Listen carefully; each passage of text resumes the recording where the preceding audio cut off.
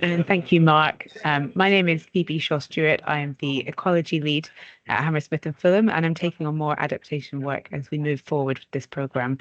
So just a very quick introduction. Back in 2019, the Hammersmith and Fulham Council declared both a climate and ecological emergency. And it's true to say that we can already feel the impacts of climate change locally, including, as the Menti showed us, major floods, heat waves, and all of this affects homes, businesses, and services.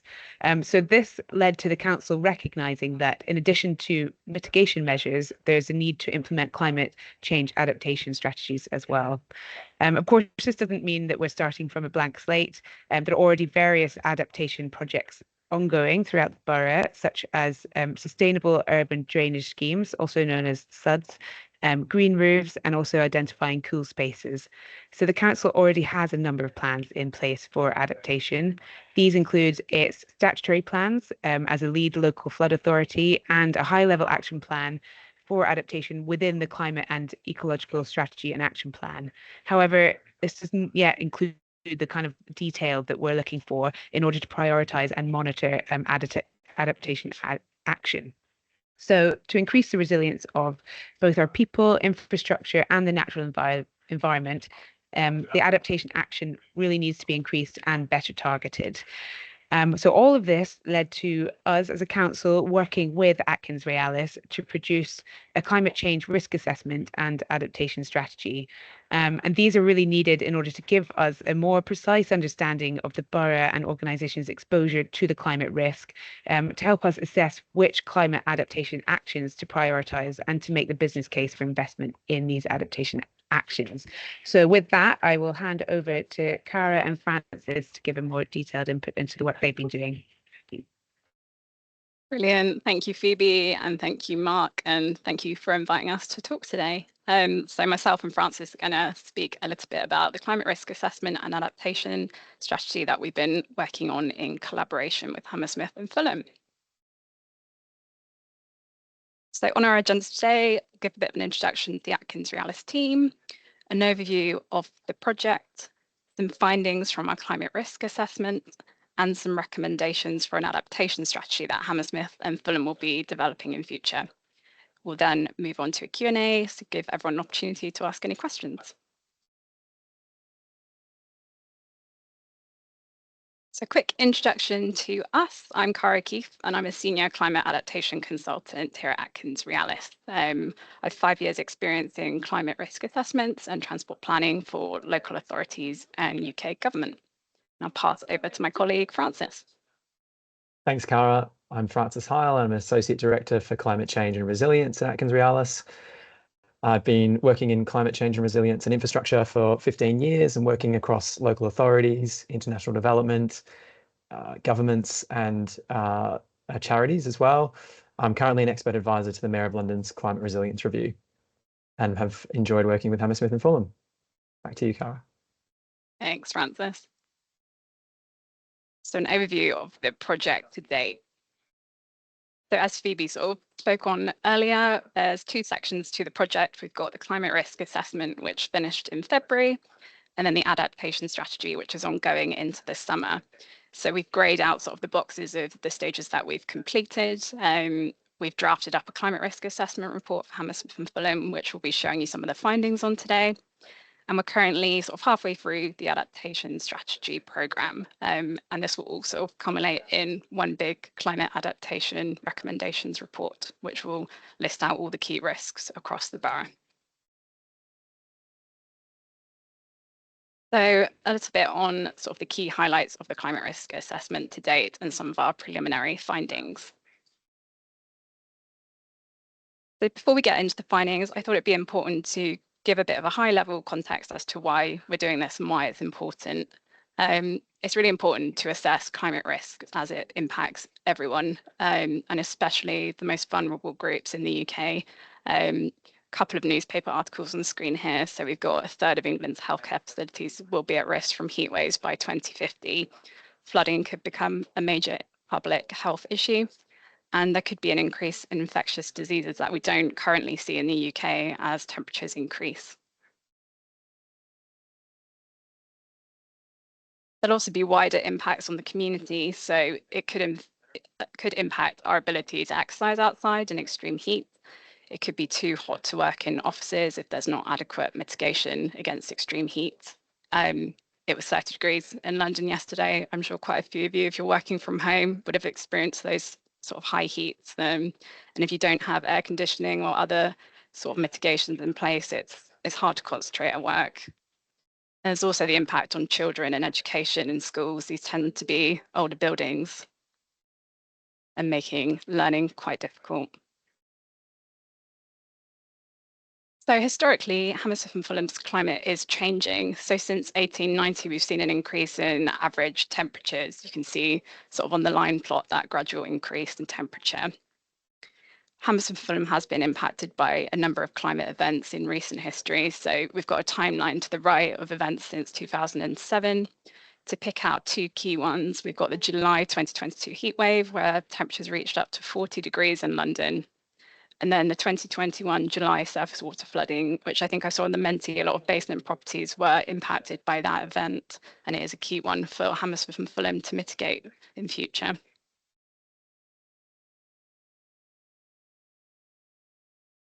So to drill down into the detail a little bit, we created mainly a sort of spatial focus of the assessment. So we looked at modelled current surface water flood risk across the borough and where basement properties lie within this modelled flood risk. So we can see up to 1,500 properties in a 1 in 30-year flood. So that's about a 3.3% chance of a flood occurring in any given year. And then to the right, you can see streets across the borough that lie within a surface water flooding risk. Those streets tend to be impermeable surfaces, meaning water doesn't tend to drain that well from them, which can lead to wider flooding across the borough.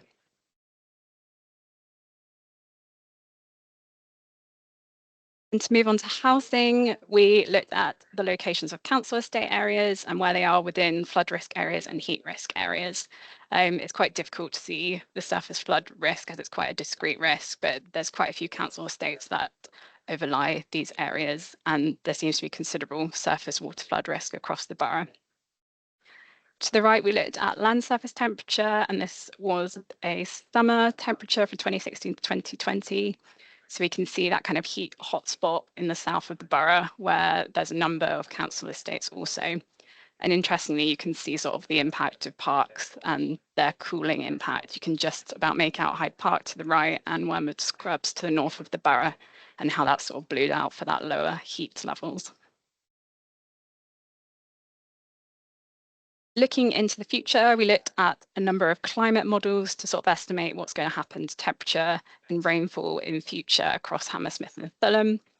We're going to expect temperatures to increase up to 37 degrees for sort of a worst case scenario, in that we're not putting in enough policies in place to reduce carbon emissions, and up to 40 degrees for sort of the most extreme scenario, which we're already seeing in 2022. So the climate models are already happening now in some senses. We're also seeing a reduction in summer rainfall. This could mean more drought conditions in London also. And then we're also likely to see more heavy rainfall events, so potentially more flood events across the borough in 2050.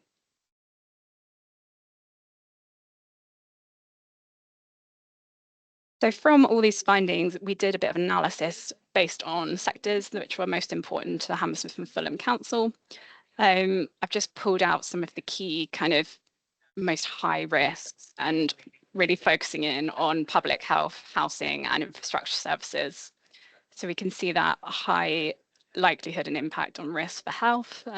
This is going to impact the most vulnerable groups who need access to those healthcare facilities. Public and housing and residences, overheating in buildings are likely to happen as heatwave events increase, and more surface water flooding events, especially basement properties. And then infrastructure services going to be impacted by extreme heat. There might be road melt risk and buckling of rail tracks causing transport disruption also. So just highlighting the key areas we want to target with adaptation measures in future. So I'll pass over to Francis now to talk through the next stage in the adaptation strategy. Thanks, Cara. So from the climate risk assessment, we've carried out a number of workshops with stakeholders across Hammersmith and Fulham to assess these risks and to also identify possible adaptation solutions and priorities and preferences for adaptation solutions. So we're helping Hammersmith and Fulham to build the evidence base for developing the costs and benefits of taking action to build adaptation across the borough. So if we go to the next slide, please. So the next two slides will present some of that evidence base we're helping to build on the costs of extreme heat waves and surface water and sewer flooding. So as Cara mentioned, climate change projections mean that heat waves will become more common. By the 2050s, there could be up to 3 heatwave events per year compared to the baseline where we just saw 1 event per year. And the impact of heat waves is already very extreme. Unfortunately, and sadly, in 2022, when heat in London, the temperatures got to 40 degrees Celsius, there was over 3,000 excess deaths across England and Wales. So heat really has been a silent killer for a long time, and there's more focus and awareness of this now, which is very timely. The other key issues caused by heat is also lost productivity. So we see reduced worker hours or reduced worker quality and output. We see sleep disruptions, impact on people learning in schools or in universities, and also lots of impacts across the NHS on health as well. So there's very significant impacts already caused by heat, and estimates are over 500 million per year due to lost productivity. But it's certainly much more than that when we consider all the heat health impacts, including mental health impacts. On to the next slide, please. And then when we look at the costs and impacts of surface water and sewer flooding, by the 2070s, the threshold used by the Met Office and the Environment Agency for flood alerts will be met twice as often as it was in 1990. So the risk of flooding is really significantly increased. And unfortunately, Hammersmith and Fulham is very aware of this due to the devastating surface water and sewer flooding that occurred in July 2021. In London, over 2,000 properties suffered damage from the flooding, and this caused over £100 million in damages. It also led to the closure or partial closure of a lot of Transport for London network and stations, impacting transport, impacting people's work or recreation, and causing a number of financial losses as well. So there is already strong evidence about the costs that are occurring due to climate extremes, and these are projected to increase and become more frequent as the climate continues to change. So there's already a very strong evidence base for taking action to build resilience to climate change. To the next slide, please. So we discussed with stakeholders across the council about the potential solutions for adapting to climate change, and our assessment is focused on built measures, capital measures and engineered measures. And with these, we've assessed their performance, their deliverability and the cost, and therefore being able to prioritize and highlight the preferences and priority actions. Of course, not just built measures are important. There's a whole range of operational measures and behaviour change that needs to occur for adaptation and resilience to be mainstreamed across the community. But our assessment is focused in on the types of measures you can see on the screen here. So for managing heat, and a lot of these will probably be very commonplace or common knowledge, but it's about rolling these out at a wide scale and doing it in an affordable way and in a fair way. So for managing heat, things like fitting window shutters or awnings can help reduce the overheating in homes. Window tinting, green roofs and white roofs are all really important ways of reducing overheating, as well as more shading. So trees and shade cloths are also really helpful. For managing surface water flooding, sustainable urban drainage systems are a really key part of managing flood risk, including permeable paving, and water butts on properties or depaving gardens are all things that can be really helpful here. And they can also have a benefit for managing drought as well, because storing more water in water butts means that homes and businesses can have a water supply to water their garden, reducing pressure on potable water supplies. There's also opportunities for rainwater harvesting and water efficiency measures, including increasing water smart meters so people can be more cognizant of the water they're using and look for leaks and look for ways to reduce their water consumption. On to the next slide, please. So the final slide is gives a snapshot of the examples of the types of recommendations we're making to the council about the types of actions that need to be taken to enhance resilience across the borough. And the key point here is that everyone has a role to play in enhancing climate resilience. So there's a really important role for Hammersmith and Fulham Council and the central UK government, but there's also roles for others. So I'll just go through those briefly. So for Hammersmith and Fulham and for central government, the role is really to build awareness and capacity across the council and across government departments to update policies and plans to take account for climate change impacts and embed climate adaptation into the services and the programs that are delivered. The council and the government also have a role to play in developing programs to support and incentivize residents and businesses to take action to adapt to climate change, because this will be expensive and costly in some cases. So residents and businesses need support and need incentives to make this, to enable them to take action. And it's really important as well that the council and government also take their own action and retrofit and adapt buildings and services and infrastructure that are owned and managed by council and government, and very important to enhance public green spaces. So for residents and businesses, our role is to adapt our homes and businesses and take action to safeguard the people or vulnerable people in particular within our homes and businesses. So for heat waves, this could mean installing blinds and shutters, or sleeping and working in cooler rooms, taking longer breaks and rescheduling strenuous work. For flood relief, this could mean depaving gardens, installing a water butt, unblocking drains around your home or your business, and taking out flood insurance if that's possible for you. We also really need to increase our awareness and make sure that people are following climate smart behaviours, such as avoiding travel during storms, avoiding strenuous exercise during heat waves, and continuing to conserve water and protect nature. And there's also a really important role for infrastructure providers and service providers. They need to adapt their infrastructure and services and build the capacity of their operational teams to manage and respond during climate incidents. And then lastly, financial institutions have a key role to play in incentivizing and enabling investment in climate adaptation.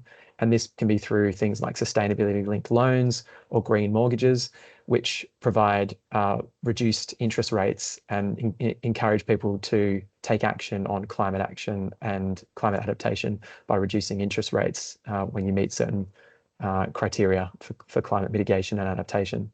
So all of these are really important ways that together we can all play our part in helping to build resilience to climate change. I think that's our last slide. Thank you. So we're really happy to take any questions you have for us. Thank you. Well, thank you very much, Francis, and thank you very much, Cara, for that really sort of broad look at the different issues that we face. And I think one thing I'd probably add from the perspective of our team in Hammersmith and Fulham is, a lot of the information you presented there can be quite, it's quite stark, some of it, about the increased risks that we face. But I want to also point out that the solutions you pointed to, tree planting and rain gardens, these sorts of things, are also really positive ways to improve our neighborhoods and improve our quality of life anyway. So if let's say the forecast is quite troubling, the solutions are pretty inspiring and a great way of doing things that we might want to be doing anyway. So let's go to some questions now. I'll stop the recording so people can feel perhaps a bit freer in the discussion. And then I can already see that there is a